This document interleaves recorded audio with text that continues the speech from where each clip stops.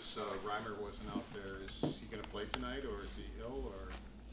No, not ill. Is he going to play? I'm not announcing the goalie today. Greenway back tonight? Greenway skated. As long as everything went well, there's an opportunity for him to play. Any other changes? We've got some decisions to make, so it'll be game time. Lindy, how do you feel about just, you've now seen in these 25 games, some of the external things going around this group that really don't happen in other cities right now? How has that impacted the way you have to coach, given the fact there's all this external stuff that other teams don't have? You'd have to give me what external means to you. They haven't made the playoffs in 13 years, and I hear that over and over again. It is, yeah. There is nothing easy in this game. You've got to accept that every day it's going to be hard.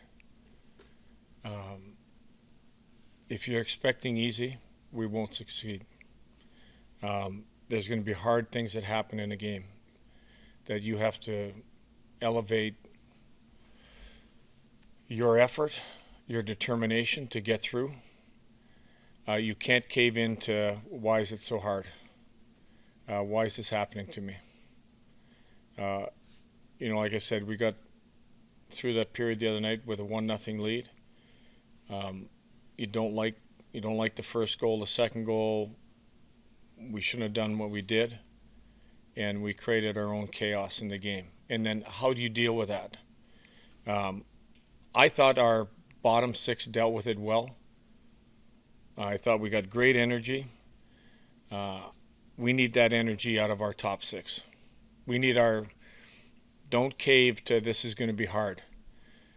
Exceed the energy that bottom six gave us, what Mellenstein did. To fuel yourself off of that and say, okay, they're doing their part. Young guy came in, scored a goal, heck of a goal, really scored back-to-back, got around the front of the net. We need that type of determination, game in, game out, because that's how hard the game is. There's also lack of attention to detail with the top six, just overextending shifts. That is part. We've talked about length of shifts. Don't overextend looking for offense, because if you have to go back and play in your own end, you're going to look like a pretty bad team. Younger guys, Lindy, the last couple of years, even despite the mistakes, they were still getting those 17 minutes a night. Are you comfortable at the point in their development in their careers where you're okay with taking ice time away? You're okay with sitting them? I have no problem with ice time and sitting them out. If you look at the bulk of what a player does, I've got a pretty good understanding now after 20-some games of what the player is, what he can give us, what he can dig in and give us when things are tough.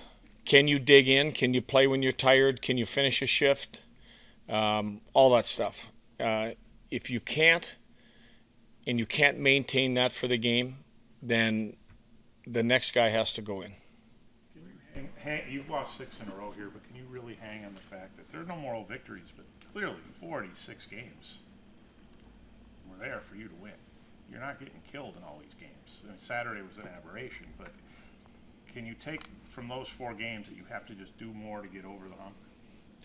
It comes down to how hard it is again. Like, it's that close.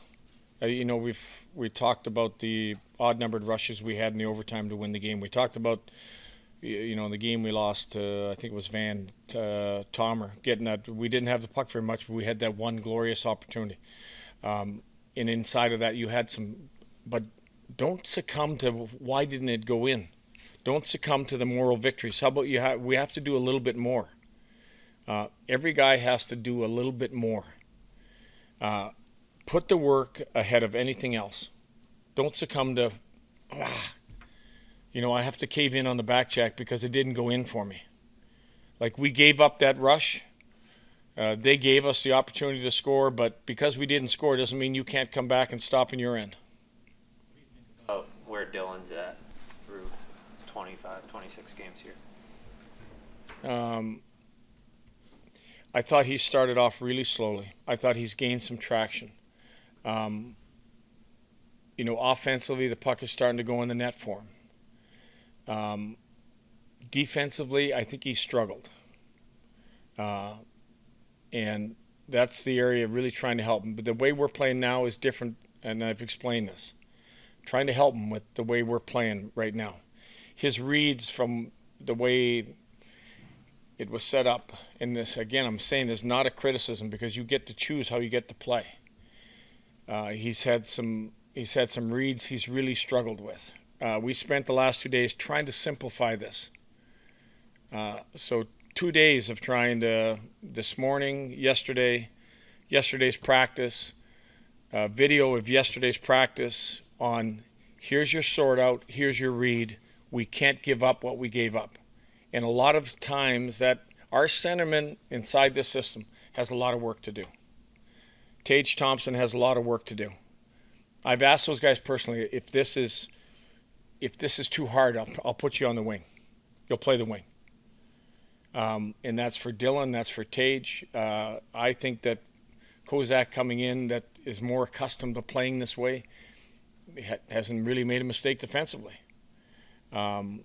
So there's 20-some games is enough that if you can't make the read, then you got to go to the wing. Are you surprised it's taken that much time? Because it's new, but I don't think it's dramatically. Well, I think that when you look at when the other team starts using both defensemen to rotate and to go in, and all of a sudden you've got 2 defensemen that are in and 3 forwards, it's that calmness inside that you have to read that play. You either make the right read or you don't make the right read, and that's connected. Those 2D are connected to the centerman. Those are the most important guys in the D zone. Those low 3 guys. As far as the defenseman goes, Bo Byram in the Utah game to me looked like he was excellent. He had a really good game. If you agree with that, what was he doing that made him so good in that game? Okay, I agree. I thought he played well.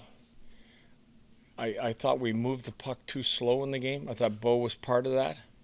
Like offensively, we went low to high. We didn't move it to our partner to shoot it. Turned it over. He had a play to move up the wall that would have been a 3-on-1 with Thompson. Didn't execute it. Defensively, I thought he made some good reads as a defenseman. I thought on a whole our defense didn't play very well, and I would put him. He's in that category. You might have saw some stuff you liked. I saw some stuff I liked. I saw some stuff I disliked. Did you start a new week?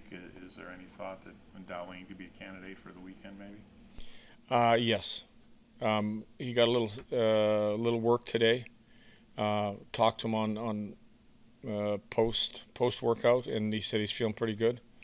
So hopeful that we can get him back. Is that a rehab skate, Lindy? Yeah.